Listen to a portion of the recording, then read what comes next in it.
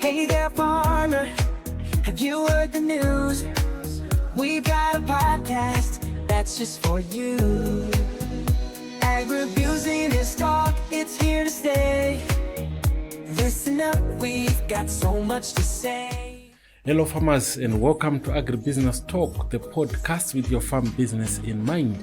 My name is Rollings, your host, and I am with Agribusiness Media. I'm so thrilled to be your host today, and we are diving into a critical topic for maize production, that is soil health and crop protection. To give us experts' insights, I'm excited to welcome Dzidzai from ZFC. Dzidzai is joining us live from the field to share actionable insights, tips, and strategies. Dzidzai, good day. A good day to you farmers. My name is Dzidzai of research agronomist with ZFC Limited. Dzidzai, let's start with the basics. What should farmers know about soil health before they even plant their maize? Basically, what the farmer requires to understand is the soil status in terms of the pH values and in terms of the nutritional values. So what's important for us to be able to obtain that information is to get your soils analyzed with ZFC Limited. You can submit your samples, you can extract your soil samples from the field and bring them for analysis so that we can give you those values and the appropriate corrective mechanisms or recommendations that are required for you to optimize your soil. So to start off, if your soil is acidic, generally we recommend that you apply your lime, which is available in two forms, in the calcitic or the dolomitic form. You can also do some soil improvements or amendments using your gypsum or your calcium sulfate, which is basically to supply your calcium and your sulfur. Once you have done that and you've optimally optimized your soil, you have optimized your soil, you then look at, we usually want the soil pH range to be in the range of 5.5 to 6.5. This is when you get the best of your crop. This is when we say, and we boast ourselves as the ZFC Limited, that we say we help you get the most out of the soil that you till.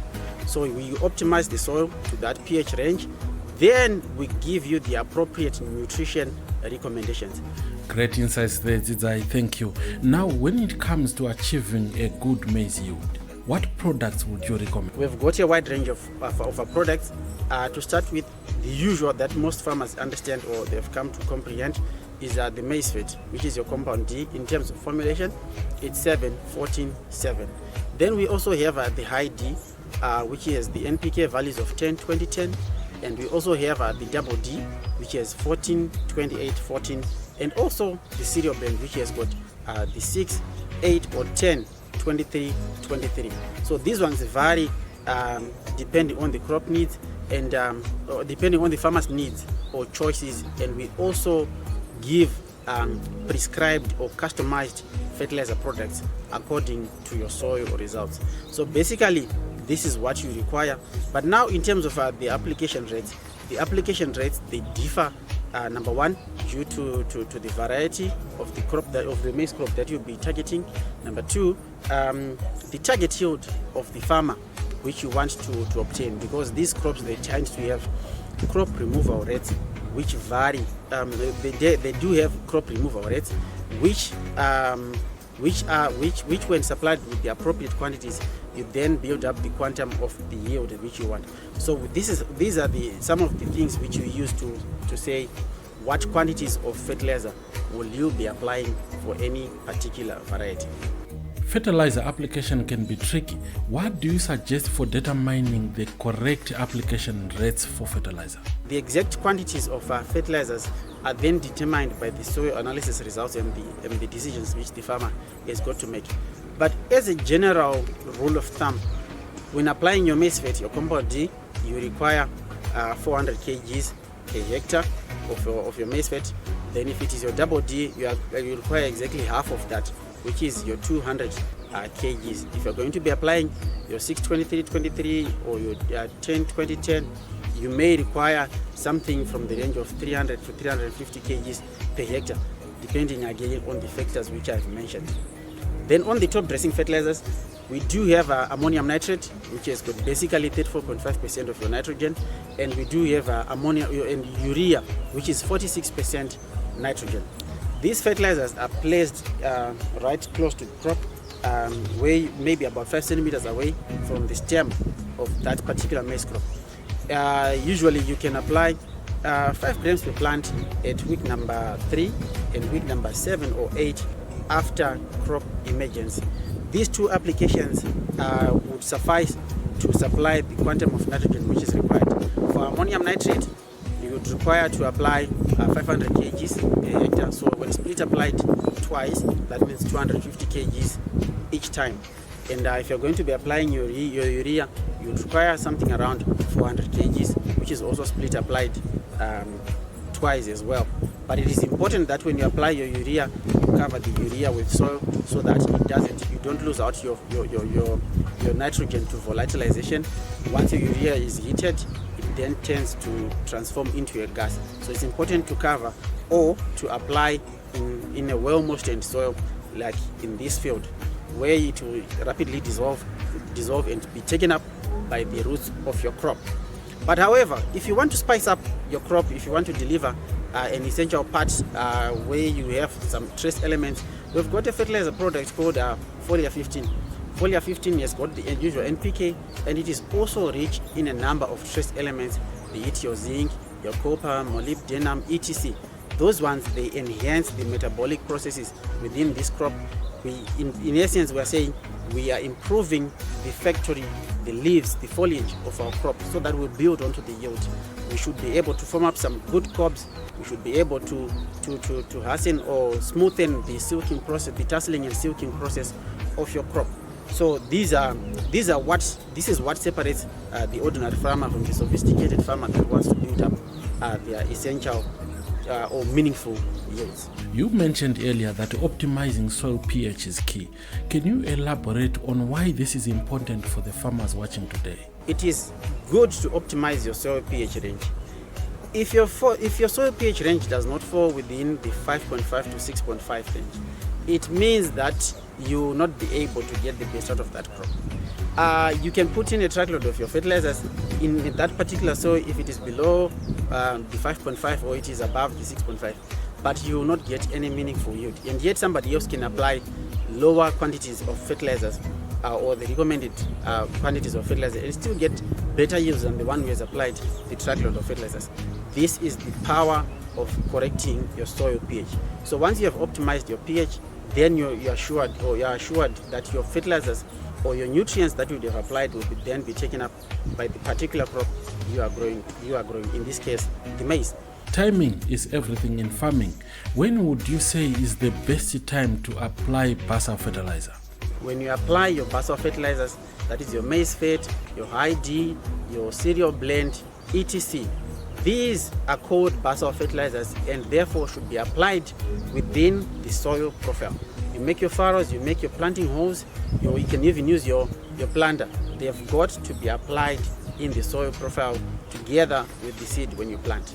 This is because when the crop germinates or when the seed germinates, it has to readily take up the available nutrients that would have dissolved in the water, and therefore it will be able to quickly grow out of the soil, such that it will then be able to grow in the stipulated time periods.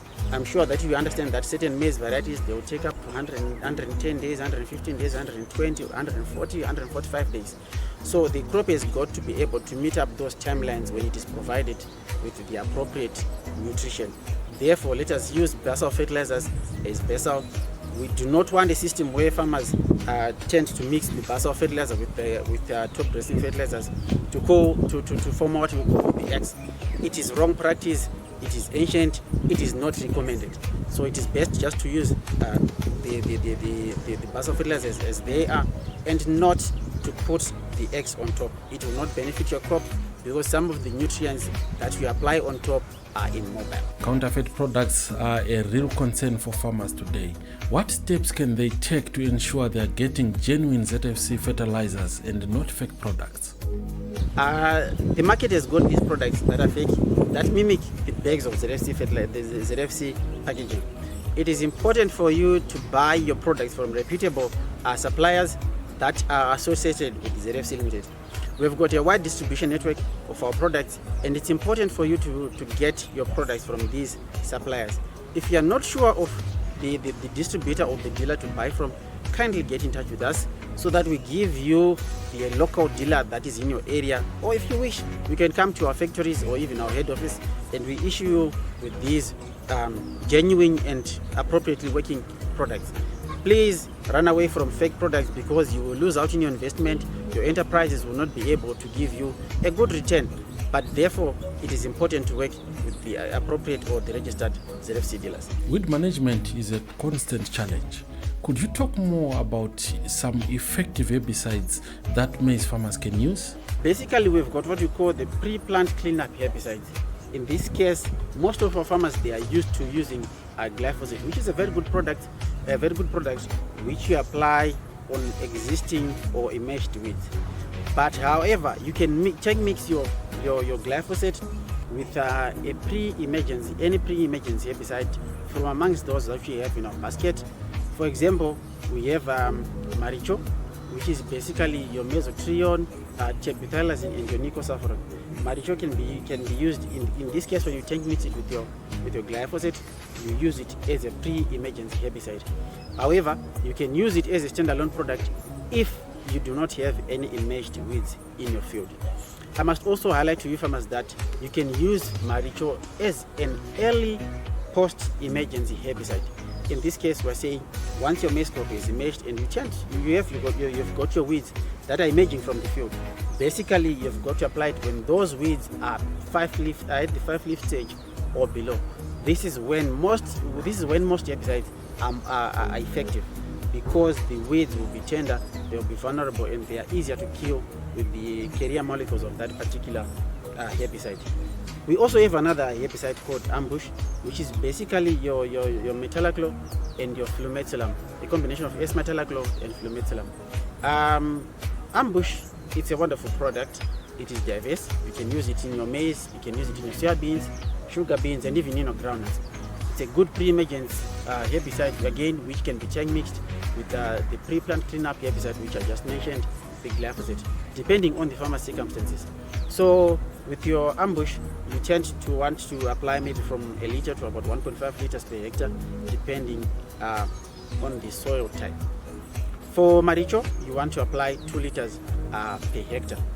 Then we also have the metolachlor, which you can also use as a pre-emergence herbicide as a standalone active ingredient. Metolachlor can also be applied at an application rate from 0.8 to 1.5 liters per hectare, and you'll be able to get a good clean weed-free maize field. What factors do you think farmers should consider before purchasing herbicides to ensure their effectiveness? It is important for you to be able to make the right choices when selecting your herbicides. The choice of herbicides is entirely based on you, because you are the field owner and you've got different factors which you need to consider. Amongst these factors, number one is for you, the farmer, to understand the weed spectrum in your field. Whether you've got your broadleaf weeds, the grasses, the sedges, etc. Whether you have your Bidens pilosa, Sonodendactylon, oxalis, etc. or even your nutsedge.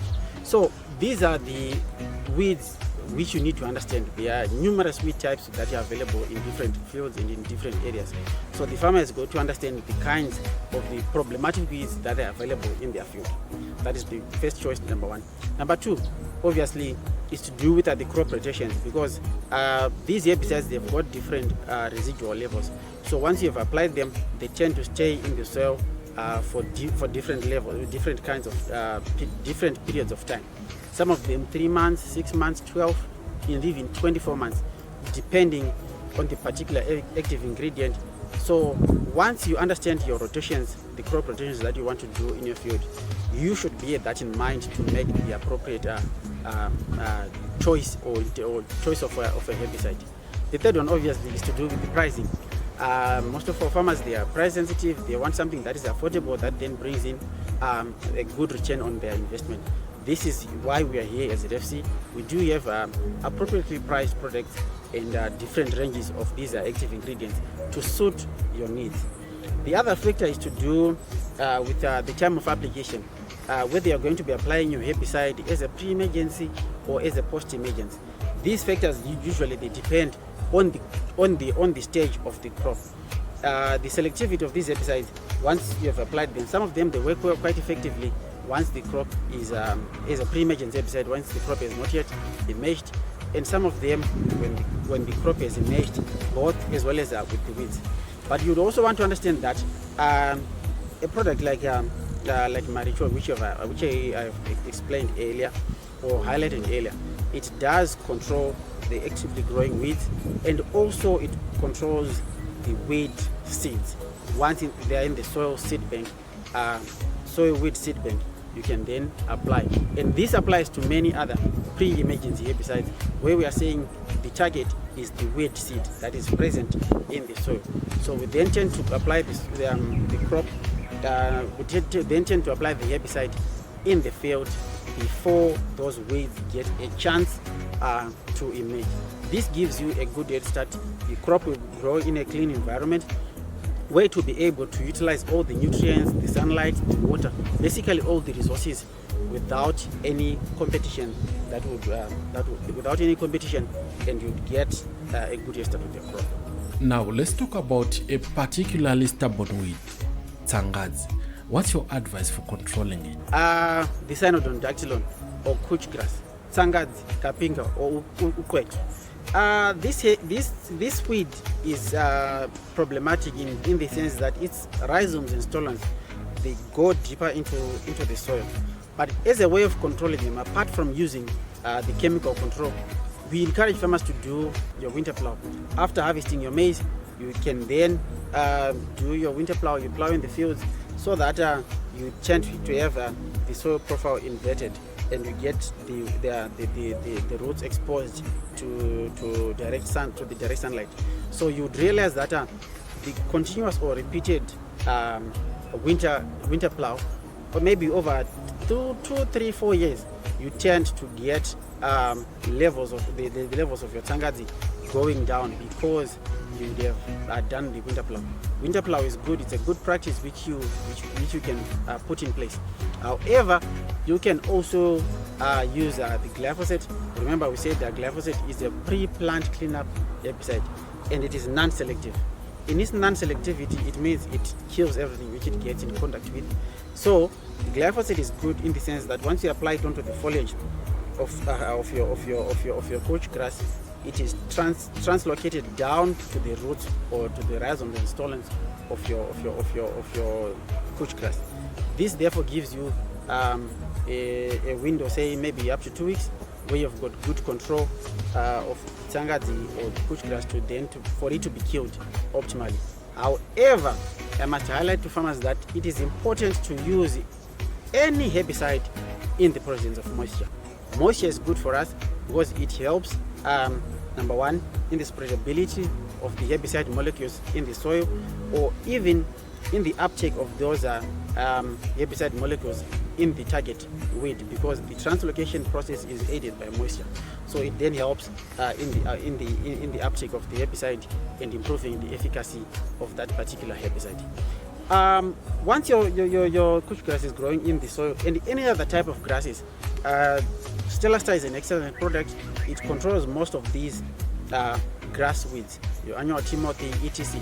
However, it is important for farmers to note that Stellastar suppresses the couch grass. It does not exactly kill it, but it suppresses for quite a longer period of time, for some weeks, and you get your crop will be growing up and without much competition from the couch grass. And beyond tsangadzi, what other post-emergence herbicides do you recommend for maize farmers? When farmers are considering the use of other post-emergence herbicides, remember we said that you need to understand your weed spectrum. We've got a product called Nicosaffron. Nicosaffron basically controls your shamba grass. Nicosaffron is a very good herbicide which controls your shamba grass. It's dominant in most of these maize fields, and once you apply your Nicosaffron at 45 grams per hectare, you will be able to control it. It is important to incorporate your sweater. At ZFC we've got Sana Wet, which you then mix together with most of these granular-based herbicides or even insecticides or fungicides. It is best to incorporate them with your wetter, so that you get to improve the efficacy of your product. Moving on, you can also use your bentazone in terms of the control of your broadleaf weeds. Bentazone is a contact herbicide. Therefore, it is important for you when applying that particular product to make sure that the leaves of your weeds are well covered with the spray droplets, because we say it is a contact herbicide. It is not translocated. Therefore, it has to be applied appropriately so that you get effective control out of that particular on the target weeds. So your application rate for your bentazone is generally is basically 3 liters per hectare, which you apply in a minimum spray volume of about 350 liters, so that you appropriately cover the weeds with the spray droplets which I've mentioned. You can also use your halosaffron for the control of your nutsedge, the yellow nutsedge, which is also available in most of these fields. Your halosaffron, you apply it at 50 grams per hectare, and it is enough to be applied in a spray volume of about 200 to 250 liters per hectare, depending on the spraying equipment that you are using, whether the knapsack sprayers or even the boom sprayers.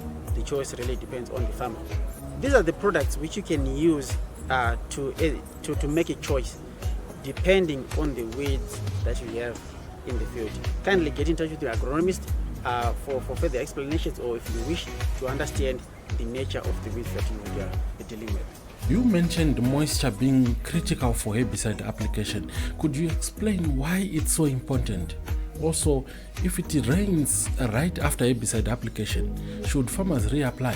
Moisture helps the herbicide to be spread evenly in the soil in terms of because of the capillary action of the water of the moisture that is present in the soil. It helps the herbicide to be spread evenly. So when you apply your pre-emergence herbicide and on moist ground, it is good. And once rain comes, or if irrigation follows, then it is also good, because it then incorporates those herbicide molecules into the soil, and they are absorbed or taken up by the weed seeds, and it helps in the control of those particular weed seeds. However, with the post-emergence herbicides, when you apply any herbicide, we have got what we call a rain fastness period. The rain fastness period is basically the time that that has got to lapse after applying your herbicide. In most of these herbicides, they are indicated to say you require 2 hours, 4 hours, 6 hours, or even 8 hours before the rains come. If they do come, if they do come in less than the stipulated time period, you then tend to have a situation where the efficacy of the herbicide is then reduced, because the herbicide molecules would be washed off the leaves of the target weeds. However, remember I mentioned that you can use your Sanawet, which is a wetter meant to improve or to stick the herbicide molecules onto the weeds. This then helps at least to minimize the runoff of the herbicide molecules from the target site. So the use of wetters is good.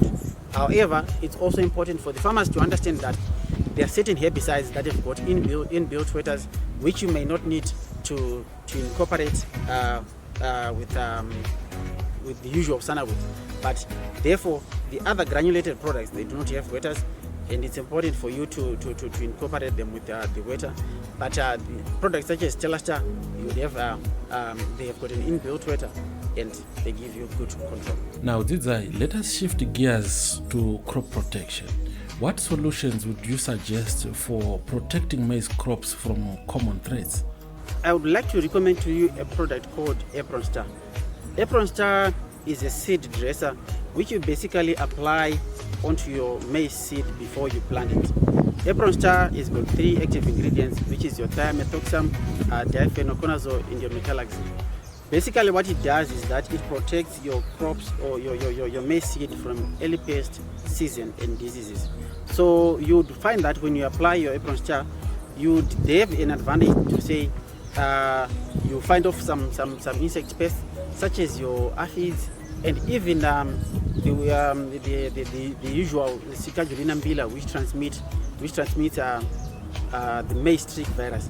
So you've got an advantage to say when you apply, you coat your maize seed with Apron Star, you have a crop that is free from pests and diseases, usually in the first 6 to 8 weeks. So that gives you a good head start once you've applied your crop, your maize crop with apron star.